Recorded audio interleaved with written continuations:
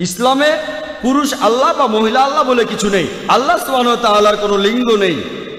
যদি গডের পরে ফাদার যোগ করেন সেটা হবে গড ফাদার, সে আমার গড ফাদার, সে আমার অভিভাবক। ইসলাম ধর্মে আল্লাহ আব্বা বা আল্লাহ ফাদার বলে কিছু নেই। যদি গডের পরে মাদার যোগ করেন সেটা হবে গড মাদার। ইসলাম ধর্মে আল্লাহ মাদার বা আল্লাহ আম্মি বলে কিছু নেই। যদি গডের আগে তিন শব্দটা জুড়ে দেন সেটা হবে তিন গড, অর্থাৎ নকল ঈশ্বর। তিন আল্লাহ বলে কিছু নেই ইসলামে। আর এই জন্যই আমরা মুসলিমরা আমরা আল্লাহ তাআলাকে ডাকি আরবি শব্দ আল্লাহ বলেই। আর এই কারণেই এই আল্লাহ শব্দটা বেশিরভাগ প্রধান ধর্মগ্রন্থগুলোতেই দেখতে পাবেন। যদি শিখ ধর্মগ্রন্থ পড়েন সেখানে মহান সৃষ্টিকর্তার একটা বৈশিষ্ট্য বলা হয়েছে আল্লাহ।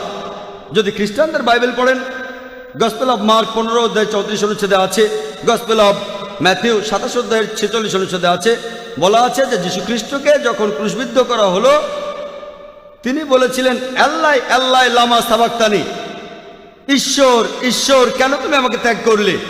এই আল্লাহ আল্লাহ লামা সাবাক্তানি শুনে কি মনে হয় ঈশ্বর ঈশ্বর কেন তুমি আমাকে ত্যাগ করলে? না। তবে এটার যদি আরবি করেন এটা হবে আল্লাহ আল্লাহ লামা তারাক্তানি, একই রকম।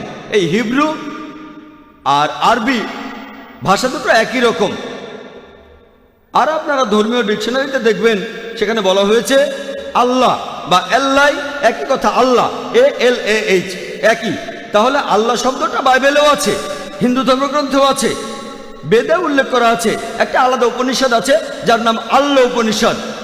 তাহলে এই আল্লাহ শব্দটা এই শব্দটা উল্লেখ করা হয়েছে বিভিন্ন প্রধান ধর্মগ্রন্থে। এটাই হলো স্রষ্টার সবচাইতে সঠিক ও শুদ্ধ নাম। আশা করি উত্তরটা পেয়েছেন।